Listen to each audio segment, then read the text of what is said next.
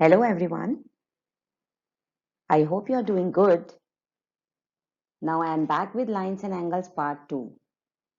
If you remember lines and angles part 1, we had a discussion on parallel lines, transversal lines and different angles they make. Now in this part we are going to focus on triangles and the properties of its angles. So let us start. The first property, the very important property of angle sum property of triangle that you have been using in your earlier classes as well is the sum of angles of a triangle is 180 degree. So here if you see the figure, we have a triangle, then the angles are angle 1, angle 2 and angle 3, the interior angles I am talking about. And then there is a line parallel to a line QR which is being constructed here at point P, and the angle 4 and angle 5 are being constructed, right? So we are going to prove that angle 1 plus angle 2 plus angle 3 is equal to 180 degree. You have been using it, but now we are going to find out that how is it equal to 180 degree. Now because XPY is a line, as you can see over here, that this is a line, that means that angle 4 plus angle 5 plus angle 1 is equal to 180 degree. Because it is a line, an angle on a line is 180 degree. One more thing, because the construction that XPY is parallel to QR that we have already discussed, and because these two lines are parallel, so if you look at the figure, PQ is a transversal and PR is also a transversal. These properties which we have discussed in the earlier part also. Now if you look at the figure, XPY is a line which is parallel to QR, and because PR is a transversal, so you know that angle 5 is equal to angle 3 because they are alternate interior angles, and angle 4 is equal to angle 2 because they are also alternate interior angles. Hence, we can replace the values of angle 4 and angle 5 in this first equation. So when you replace the value, angle 4 equal to angle 2 over here and angle 5 equal to angle 3 over here in the same equation, you will get angle 2 plus angle 1 plus angle 3 is 180 degree. That's what we wanted to prove, that sum of three angles of a triangle is 180 degree. Then we are coming to exterior angle property of a triangle. So first of all, we have to understand what is an exterior angle. If a side of a triangle is produced, then the exterior angle so formed is equal to the sum of the two interior opposite angles. Now you look at the figure. Now this is a triangle. Now when you produce this line, this angle is called exterior angle. And the interior opposite angles are angle A and angle B. We are not going to consider this angle. We are going to consider the opposite angle to angle D, which are inside the triangle. And what is the property that angle D is equal to angle A plus angle B? So this is the property for the triangle. And it is obvious from this figure, or is this from this property, that angle D is greater than angle B as well as angle D is also greater than angle B. Let us solve this question now. In the given figure, the sides AB and AB is produced to E and AC is produced to D. And then BO is angle bisector of angle CBE and CO is angle bisector of angle DCB. And we have to prove that angle BOC is 90 minus half of angle BAC, right? Now because BO is bisector of angle CBE, so that's why we can say that angle CBO, this angle is half of angle CBE, right? And as you can see, this is a straight line, so this is a linear pair, and that's why we can say that half of 180 minus y, right?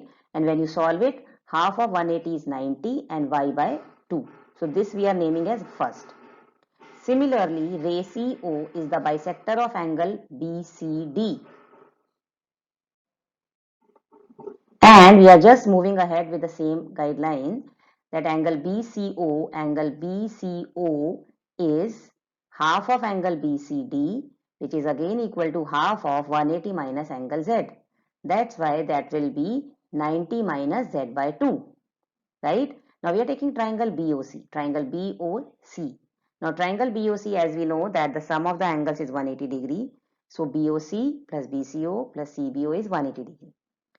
Now the substituting the values of 1 and 2 over here in this third equation, we will get angle BOC will be as it is plus 90 minus y by 2 plus 90 minus z by 2.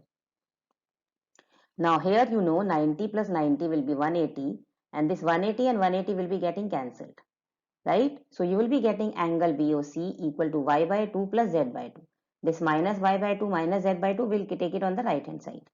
Then BOC will be half of, we can take half common, half of y plus z, right? Now because again this triangle ABC it is a triangle. So x plus y plus z is going to be 180 degree, right? So y plus z we can write it as 180 minus x, which is like this. And again when you are writing 180 minus x, so this is 90 and this is minus x by 2, right? Which is nothing but 90 minus half of angle BAC. So this is proved here now. Let us solve one more question. In the given figure, the side QR of triangle PQR, it is produced to S, and if the bisector of angle PQR, which is this angle, and the bisector of angle PRS, which is this line, if they are meeting at T, we have to prove that angle QTR is half of angle QPR. Now let's see the solution. Angle TRS, just look at this, angle TRS, it means this angle, right? This is equal to angle TQR plus angle QTR using the exterior angle property, because this angle is exterior to triangle QTR, right? So from here we are finding angle QTR, which is this one, is equal to TRS minus TQR. This will go on the left side. Now we are using the same exterior angle sum property for triangle PQR, because angle PRS is exterior to this triangle PQR. Hence, this angle PRS is equal to this angle, which is PQR plus QPR, this angle. Now, as you can see in the same equation, if you look at angle QT PQR, PQR is nothing but double of angle TQR, right? And PRS is nothing but double of angle TRS. So we are putting these values over here. And then what are we doing? We are taking this double of TQR over there on the left hand side, right? So angle QPR is equal to double of TRS minus double of TQR. Then we are taking 2 common, right? And because in the first equation we have seen that angle TRS minus angle TQR is nothing but angle QTR. So we are putting the value here. Then angle QPR is, this 2 will be going this side, so angle QTR will be half of angle QPR. Now as you have seen that while solving the equation we are using these properties, triangle sum property, exterior angle sum property. So to getting an expertise on geometry, you have to keep on practicing, keep on solving the questions, and you have to utilize the properties which you have learned, which you have understood. Then only you can understand geometry. Thank you so much for watching my video. I hope you are understanding geometry better and it is actually adding some value to your concepts. If you're liking my videos, do hit the subscribe button. Do tell me in the comment section that what are the new topics which you want me to make more videos to make your concepts concrete. If you're liking it, forward it to your friends. They can also understand it better, and tell them to subscribe my channel. Thank you.